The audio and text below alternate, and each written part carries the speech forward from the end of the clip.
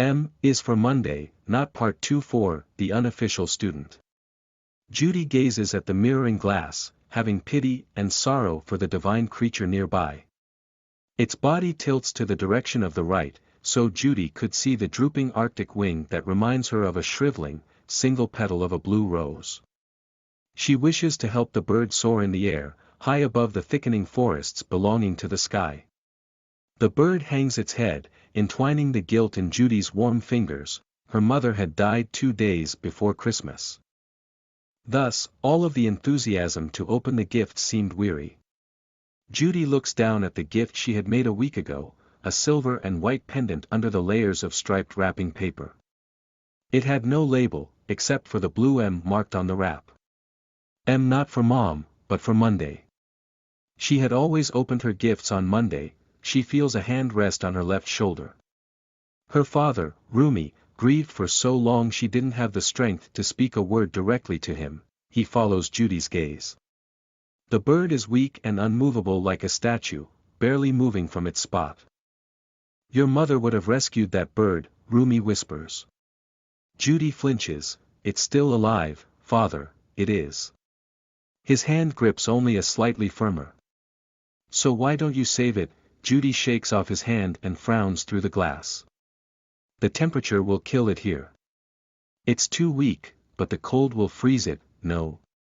What do you think your mother would have done if she saw a bird numbing to death in the cold? Judie's frown dissolves as she stares harder through the window.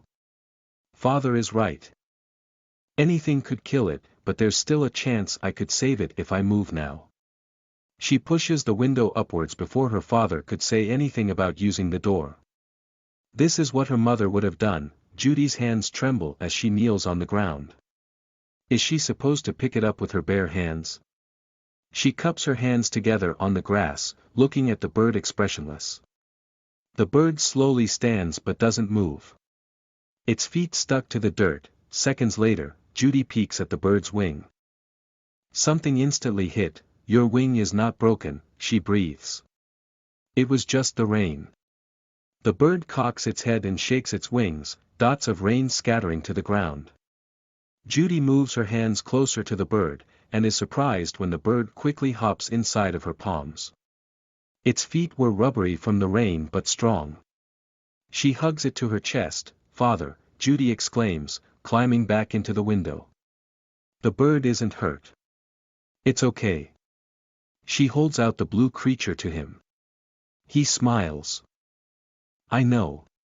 I've been watching, he replies, rubbing his hands together. It's a gift. Judie looks up. What's a gift? The bird.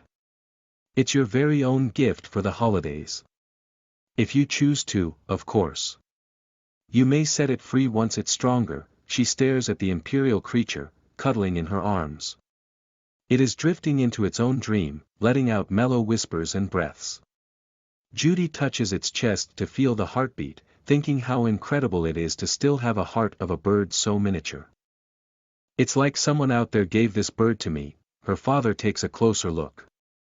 It's a her. He grins after stroking her feathers.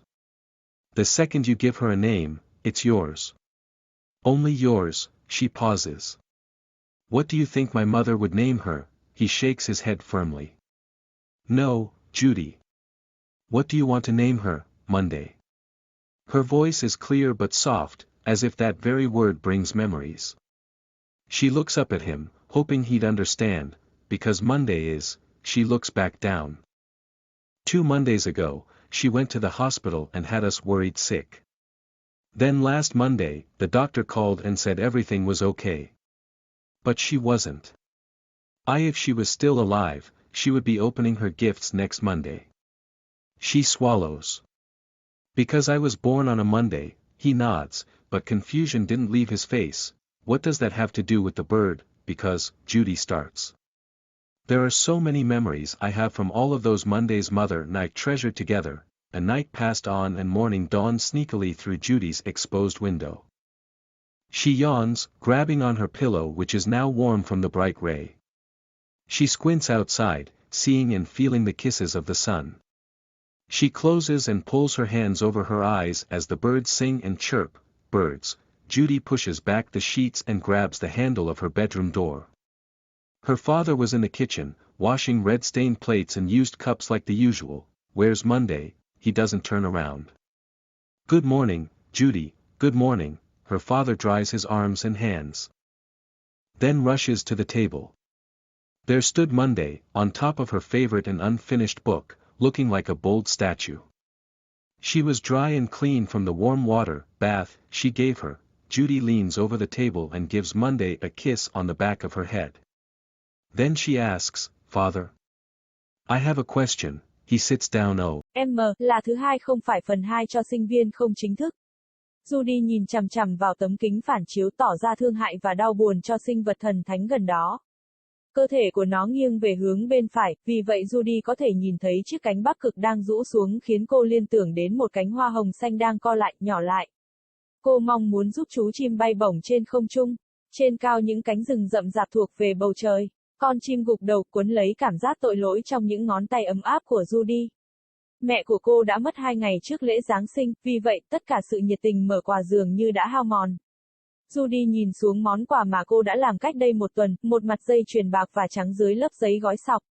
Nó không có nhãn, ngoại trừ chữ M màu xanh lam được đánh dấu trên bọc. M không dành cho mẹ mà là thứ hai. Cô ấy đã luôn luôn mở quà của mình vào thứ hai. Cô ấy cảm thấy một bàn tay đặt trên vai trái của mình. Cha của cô, Brumi, đã quá đau buồn vì cô không còn đủ sức để nói một lời trực tiếp với ông.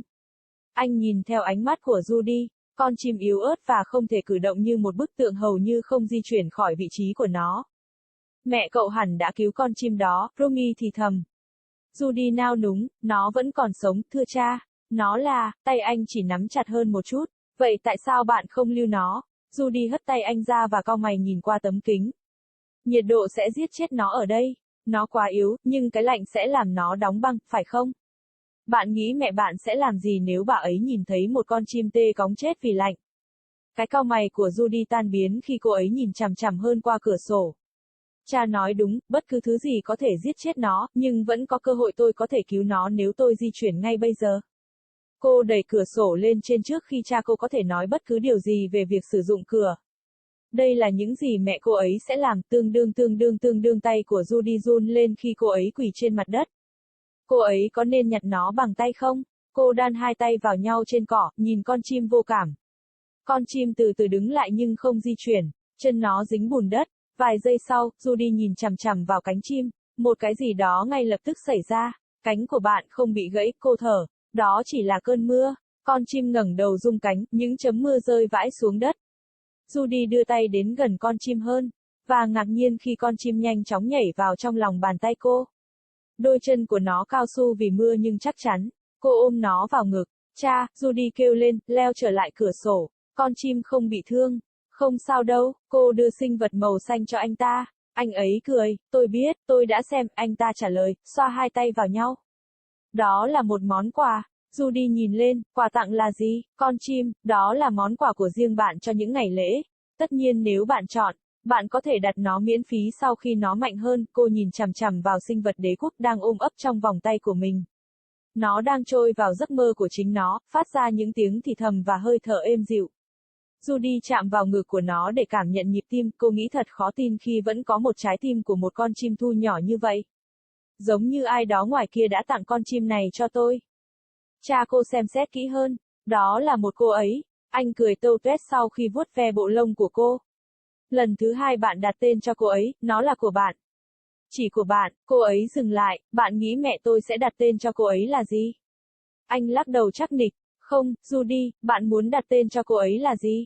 Thứ hai, giọng cô ấy trong trẻo nhưng nhẹ nhàng, như thể chính lời nói đó mang đến những kỷ niệm. Cô ấy nhìn lên anh ấy, hy vọng anh ấy sẽ hiểu. Bởi vì thứ hai là, cô ấy nhìn lại, 2 ngày thứ hai trước, cô ấy đến bệnh viện và khiến chúng tôi lo lắng bị ốm. Sau đó vào thứ hai tuần trước, bác sĩ gọi điện và nói rằng mọi thứ vẫn ổn. Nhưng cô ấy thì không.